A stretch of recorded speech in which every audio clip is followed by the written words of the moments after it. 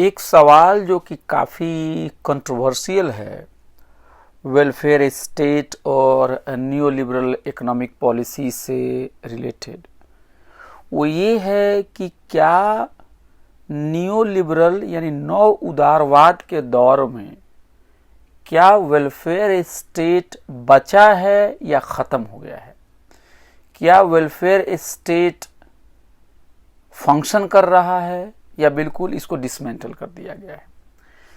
ये सवाल इसलिए इम्पोर्टेंट है कि जो लोग भी लेफ्ट ओरिएंटेड स्कॉलर होते हैं, चाहे सेंटर टू लेफ्ट हो या सोशलिस्ट हो या कम्युनिस्ट हो या लेफ्टिस्ट हो, उन लोगों का ये कहना है कि 1970 और 80 के बाद से जो नई इकोनॉमिक पॉलिसी जो आई, जो ग्लोबलाइजेशन, प्राइवेटाइजेशन, जो उदारीकरण आया, तो इसमें ये हुआ कि ये पूरी तरह से एक अमीरों के फेवर में सारी पॉलिटिक्स बनती चली गई।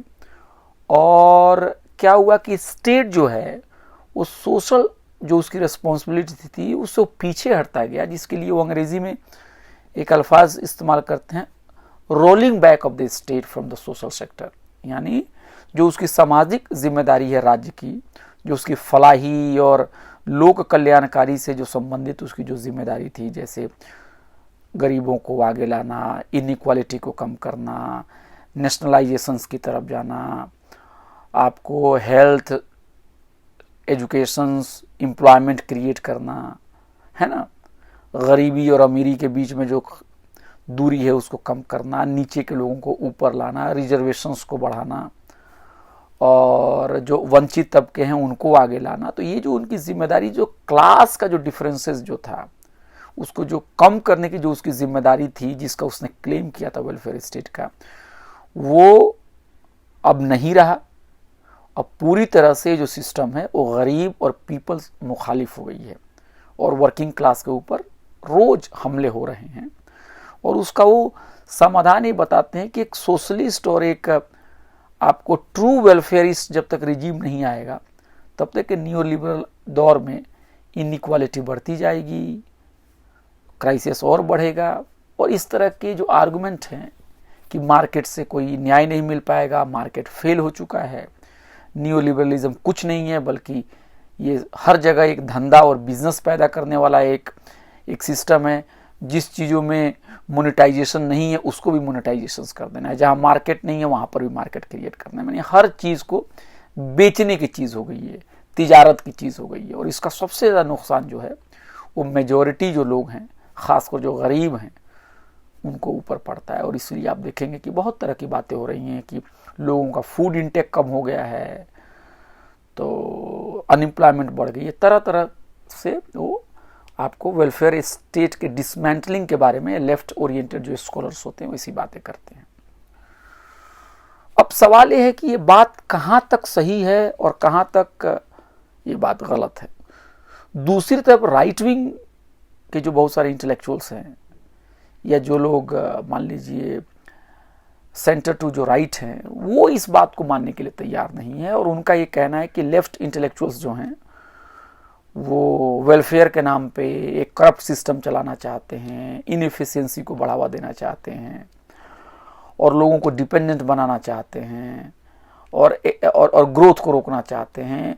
और वो कह रहे हैं कि देखिए, वर्ल्ड वार के बाद से, सेकेंड वर्ल्ड वार के बाद से यही सिस्टम चल रहा था, लेकिन इस सिस्टम का क्राइसिस कितना हुआ, तभी तो ये न्यू लिबरल इकोनॉमिक पॉलिसी आई, तभी तो ग्लोबलाइजेशन आया, तभी तो न्यू इकोनॉमिक पॉलिसी। ऐसा तो नहीं है कि ये सिस्टम लोगों ने अपनाया नहीं है और लोगों ने इसको एक्सपेरिमेंट नहीं किया, फेल होने के बाद ही नया सिस्टम आया।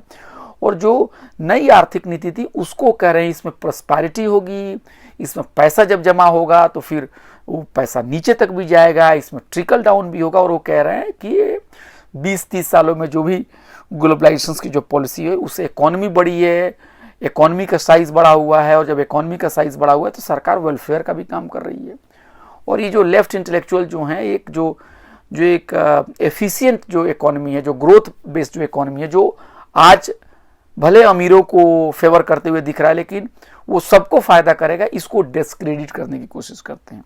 और लेफ्ट इंटेलेक्चुअल का क्या कहना है कि नहीं, ये अमीरों के फेवर में पॉलिटिक्स करते हैं, अमीरों के फेवर में पॉलिसीज बनाते हैं, बड़े बड़े ताकतवर लोगों को, पूंजीवादी लोगों को आगे बढ़ाते हैं और ये गरीबों को हक मारते हैं।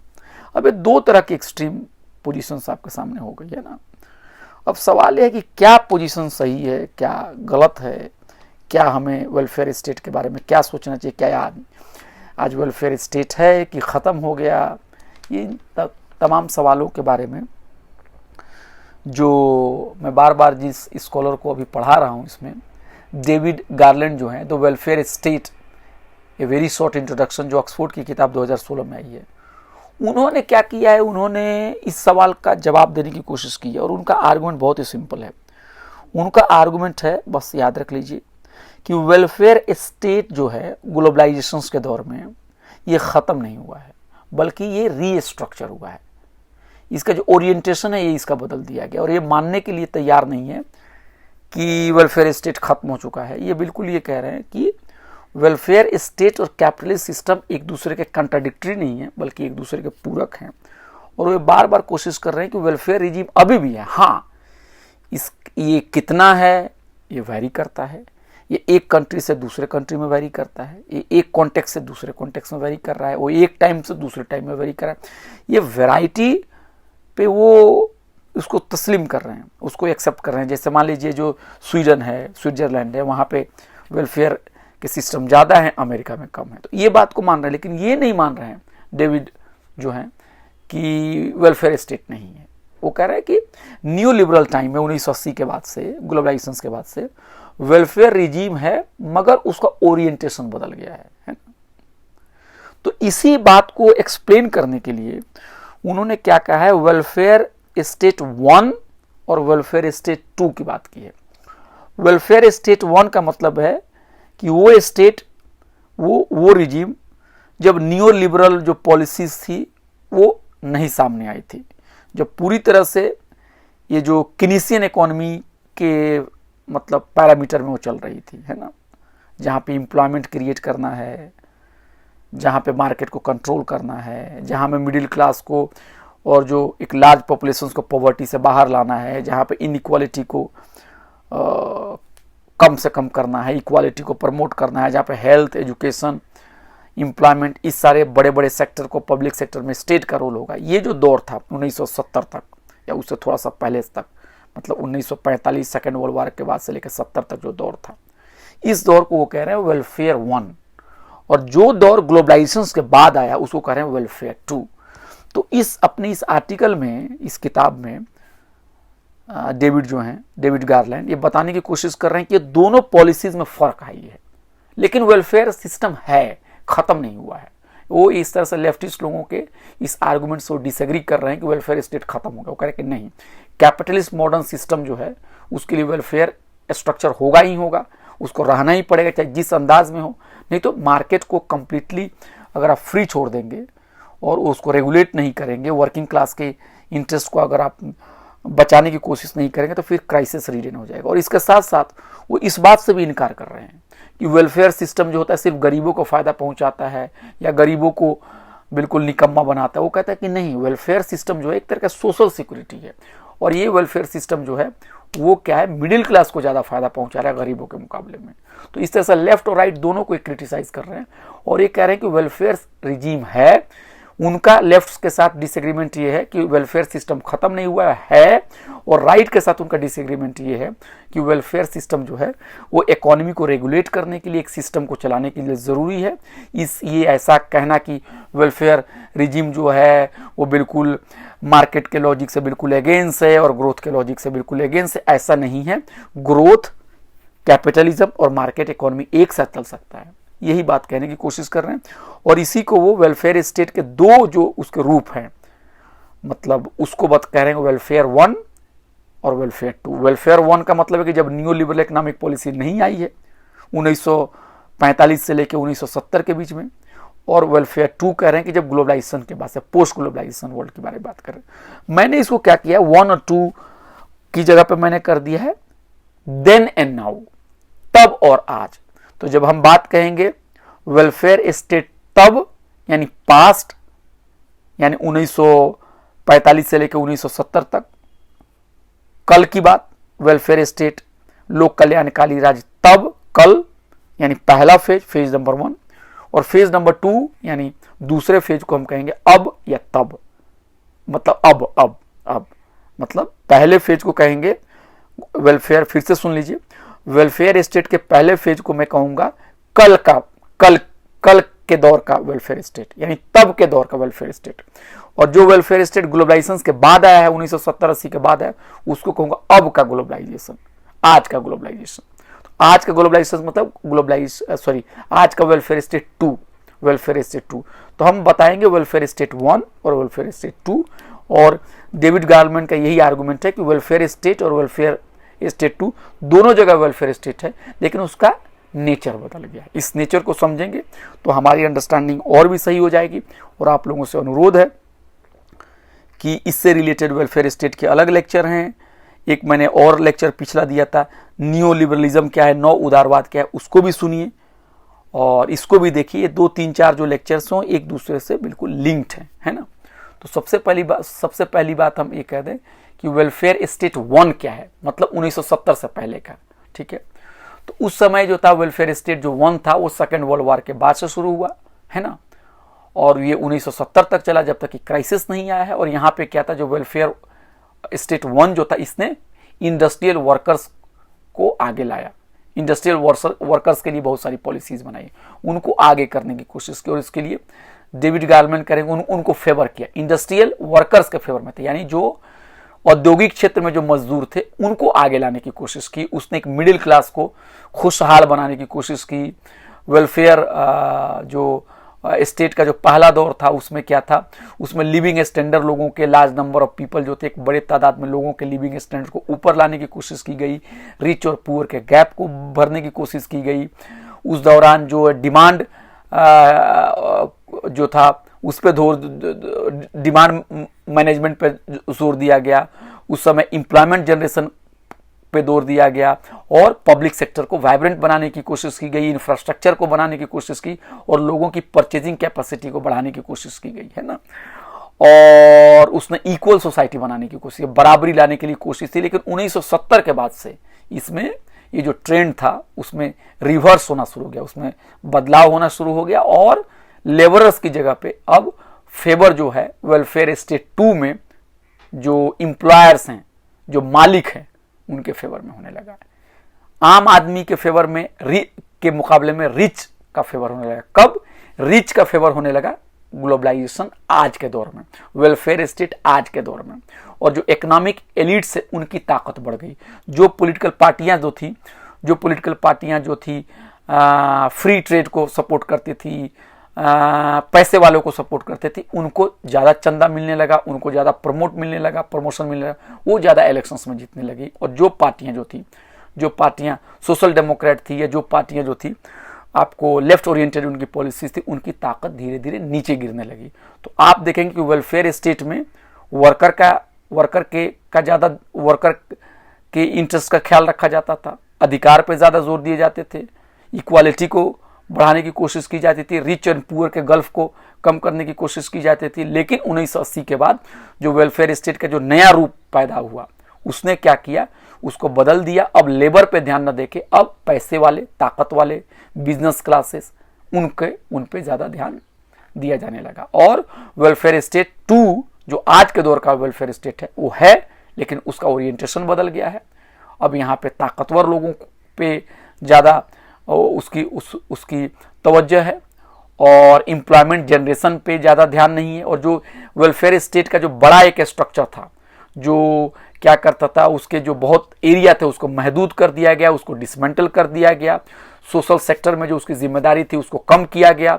इस स्टेट को मिनिमलिस्ट स्टेट बनाया गया जहाँ तक सोशल वेलफेयर की बात है। लेकिन वही स्टेट जो है स्ट्रॉन्ग है नेशनल सिक्योरिटी के मामले में। और कारपोरेट सेक्शन के लोगों की ताकत बढ़ी है वेलफेयर स्टेट 2 में।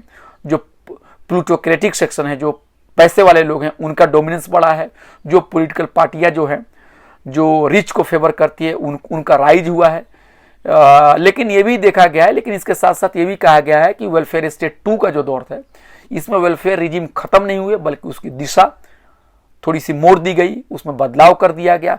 अब इसमें क्या हुआ कि मिडिल क्लास जो इंस्टीट्यूशंस थे वेलफेयर स्टेट के, उसको नहीं छेड़छाड़ किया गया, लेकिन जो पॉलिसीज गरीबों को और नीचे के तबकों को ज़्यादा फायदा पहुंचाते थे उसमें छेड़छाड़ किया गया है, उसको ख़त्म किया गया या उसको कम किया गया है। और जो था इसका बहुत निगेटिव इम्पैक्ट जो था वो समाज के नीचे वाले लोगों के साथ पड़ा हुआ है। लेकिन मिडिल क्लास जो है उसके अभी भी बहुत सारे इंटरेस्ट को स्टेट पूरा कर रहा है। वेलफेयर स्टेट पे निसंदेह अटैक हुआ है, स्टेट रोल बैक किया है। हेल्थ, एम्प्लॉयमेंट, एजुकेशन से सारी चीज़ें प्राइवेटाइजेशन हुई हैं। जो लिबर्टेरियन स्कॉलर्स थे, मिल्टन, हाइक, शिकागो स्कूल, उनका बोलबाला बना हुआ है। ग्रोथ की बात हर जगह हो रही है, ट्रिकल डाउन की बात हर जगह हो रही है। लेकिन इसके साथ साथ स्टेट जो है अपने तरीके से प्राइवेट प्लेयर का ही इस्तेमाल करके थोड़ा बहुत सोशल सेक्टर में भी थोड़ा बहुत एक क्राइसिस मैनेजमेंट करने की कोशिश कर रहा है। अब इंडिया में देखिए कुछ अनाज मिल रहे हैं, कुछ बीमा के नाम पे, इंश्योरेंस के नाम पे कुछ पैसा मिल रहा है, कुछ, तो ये आप देखेंगे कुछ ना कुछ चल रहा है, कुछ ना कुछ वेलफेयर के नाम पे किया जा रहा है। क्योंकि ये डेमोक्रेसी का एक रिक्वायरमेंट्स भी है कि आप बिल्कुल इकोनॉमी के हवाले मार्केट के हवाले जनता को नहीं कर सकते। आपको एक पॉपुलिस्ट चेहरा भी रखना पड़ेगा। आपको जो कंट्राडिक्शंस मार्केट के हैं उसको कम कुछ कम आपको करना पड़ेगा। इसीलिए आप देखेंगे कि अनाज कंटिन्यू है, ये भी है। बहुत सारे मामलों में एम्प्लॉयमेंट हाई है आज इंडिया में, लेकिन अनाज कुछ मिल रहा है। तो वेलफेयर स्टेट के साथ एक और क्या हुआ है कि वेलफेयर स्टेट को कहा जा रहा है और स्टेट को कहा जाए कि आप एफिशिएंट बनो, आप प्राइवेट प्लेयर की तरह काम करो, आप जो है ना प्राइवेट सेक्टर की तरह काम करो। और इसीलिए न्यू पब्लिक मैनेजमेंट का भी कंसेप्ट आ रहा है कि भाई या तो प्राइवेट सेक्टर को खत्म करो, या तो प्राइवेटाइज करो, या तो उसको डीरेगुलराइज करो, है ना। लेकिन अगर नहीं कर सकते हो तो कम से कम उनके अंदर में एक जो है कि मैनेजेरियल स्किल को पैदा किया जाए, है ना, जिसमें स्टेट फंडिंग को कंट्रोल किया जाए या उसको टाइट किया जाए उसमें, और कंडीशंस लगाया जाए कि नहीं एफिशिएंसी आपको लानी पड़ेगी, आपको टारगेट अचीव करना पड़ेगा। और आप क्या करते हैं कि आप डिस्करेज करते हैं बहुत ज़्यादा सोशल वेलफेयर के प्रोग्राम्स को। लेकिन मिडिल क्लास के जो इंटरेस्ट हैं वो आज भी एक हद तक सर्व हो रहे हैं। लेकिन जो सबसे ज़्यादा मार पहुंची हुई है वो मार पहुंची है लेबर क्लासेस को, क्योंकि उनके लॉ बहुत सारे ख़त्म कर दिए गए और रिफॉर्म्स के नाम पे वो जो है जो हाशिए पे जो लोग हैं, जो सबसे नीचे, उनके अधिकार के साथ हनन किया जा रहा है। लेकिन साथ साथ हम ये भी देख रहे हैं कि अनाज भी बांटा जा रहा है। तो इसका बिल्कुल इसका आर्गूमेंट, इसका क्या कहें तो बहुत ही क्या कहें कि एक प्राइवेटाइजेशन भी चल रहा है, और इसके साथ साथ क्या है कि जो आपको वेलफेयर स्टेट को मतलब आपको उसको डिसमेंटल करने की भी कोशिश की जा रही है। तो अगर आप मुझे कहेंगे समराइज करने के लिए तो मैं यही कहूँगा कि ऑफ कोर्स वेलफेयर स्टेट जो पहले था 1970 या 80 तक, उससे बहुत ज़्यादा बदलाव हो गया है, नो डाउट। वर्किंग क्लास बहुत परेशान है, अनएम्प्लॉयमेंट बहुत बढ़ा हुआ है ना। टैक्सेस रीच को अब उतने नहीं किए जा रहे हैं, है ना। हर जगह क्रेडिट जो है ना उसका ही बोलबाला है ना, फाइनेंस कैपिटल का बोलबाला है। लेकिन इसके साथ साथ ये भी कहना कि कोई भी वेलफेयर नहीं है, स्टेट कुछ भी नहीं कर रहा है, ये भी मुझे लगता है कि ये शायद इतनी बात भी नहीं है। क्योंकि एक डेमोक्रेसी के अपने अपने लॉजिक हैं जिसमें स्टेट को कुछ ना कुछ करते हुए दिखना पड़ेगा। और ये बात जो लोग न्यू लिबरल इकोनॉमिक पॉलिसीज़ को सपोर्ट भी करते हैं वो भी बात ये समझते हैं, भले वो कहें या ना कहें, कि कैपिटलिस्ट सिस्टम के अपने क्राइसिस हैं। अगर इस क्राइसिस को हैंडल करना है तो स्टेट को कुछ ना कुछ वेलफेयर मैकेनिज्म रखना ही पड़ेगा। हाँ, उसका फोकस ज़रूर बदल गया है। अगर आप भी चाहते हैं कि वेलफेयर स्टेट का फोकस जो है वो ज़्यादा से ज़्यादा गरीब और कमज़ोर लोगों के हक में जाए, तो इसके लिए तो हम लोगों को एक डेमोक्रेटिक तरीके से वेलफेयर स्टेट को बचाने के लिए आगे आना ही होगा। आप लोगों को क्या लगता है कि ये दोनों वेलफेयर स्टेट पहले में और आज में कुछ फ़र्क हुआ है? फ़र्क हुआ है तो किस लेवल का फ़र्क हुआ है? आपके क्या एक्सपीरियंस है? इन सारी चीज़ों को शेयर कीजिए। मैं बार बार कहता हूँ, पढ़ने लिखने का मतलब है कि एक अच्छा इंसान, एक अच्छा शहरी बनने का, चीज़ों को समझने का, नौकरी पाना, एग्ज़ाम लिखना, मार्क्स पाना, ये भी ज़िंदगी का हिस्सा है। लेकिन बड़ा गोल यही है कि हम समाज के बारे में भी सोचें। आपका बहुत बहुत शुक्रिया। अगर आपको कोई बात समझ में नहीं आई है या कोई चीज़ में एक्सप्लेन करने से मतलब मैं नाकाम साबित हुआ हूँ, तो आप ज़रूर मुझे बताइए, कमेंट कीजिए। और अपने दोस्तों के साथ भी अगर आपको लग रहा है कि मैंने मेहनत करके लेक्चर बनाए हैं और ये लेक्चर आपके काम के हैं तो उनको भी शेयर कीजिए। आप लोगों के सहयोग से ही और हम सब मिल के ही पढ़ने पढ़ाने का सिलसिले को आगे बढ़ाएंगे और एक अच्छा इंसान, एक अच्छा शहरी, एक अच्छा हिंदुस्तानी बनने की कोशिश करेंगे। आपका बहुत बहुत शुक्रिया।